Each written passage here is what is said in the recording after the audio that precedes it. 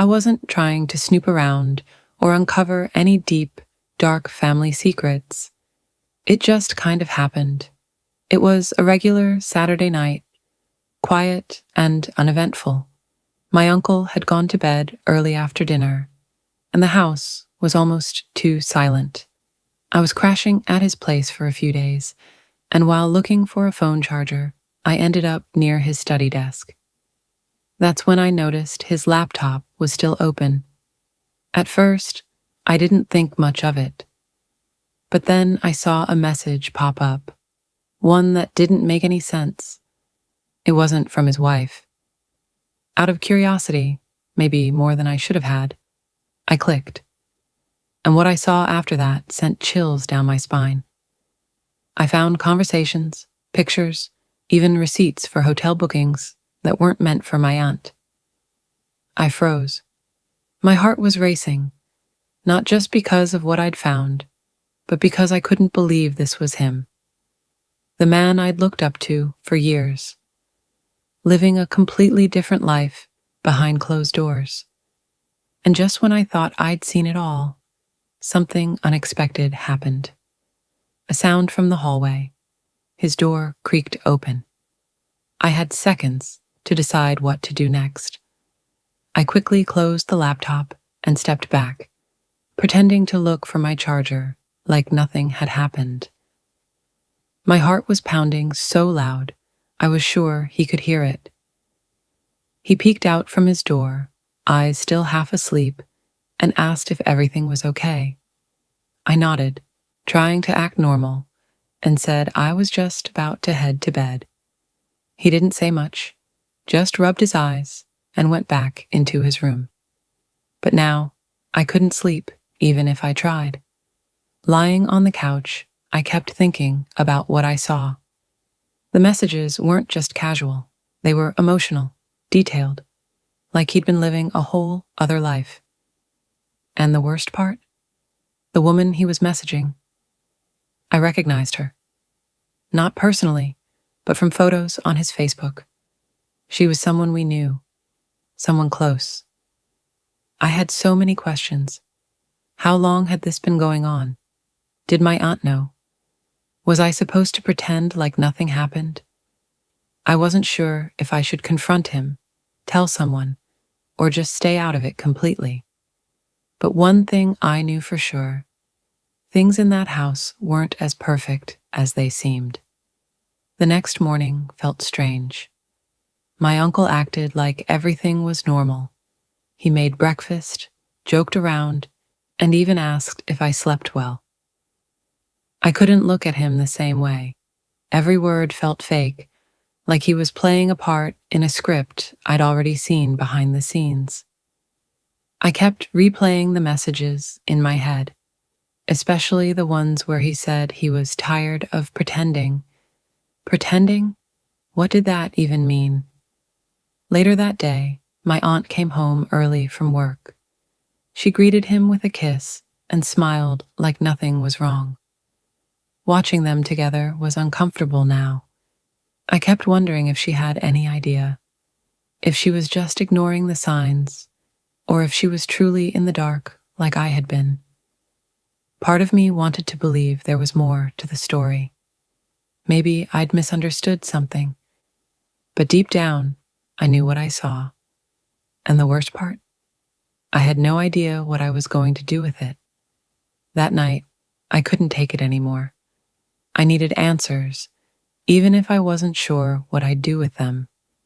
While everyone was asleep again, I went back to the laptop.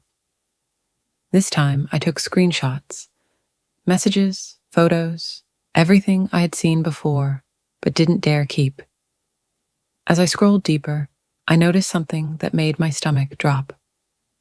A planned weekend getaway, tomorrow. He had booked a hotel just an hour away, and he wasn't going alone. I stared at the screen, frozen. The messages made it clear they'd been planning this for weeks. It wasn't just some fling. It was emotional, personal. My uncle was about to walk out of his normal life and step into something none of us knew existed. And here I was, holding the truth in my hands. Then, behind me, I heard a soft creak. I turned slowly, and there he was, standing in the hallway, staring at me. He didn't say a word, just stood there, eyes locked on the laptop screen. My hands froze on the keyboard. For a second, I thought he might yell, maybe even get angry. But instead, he walked in slowly, shut the lid of the laptop, and sat down across from me. The silence between us was unbearable. Then he said something I didn't expect.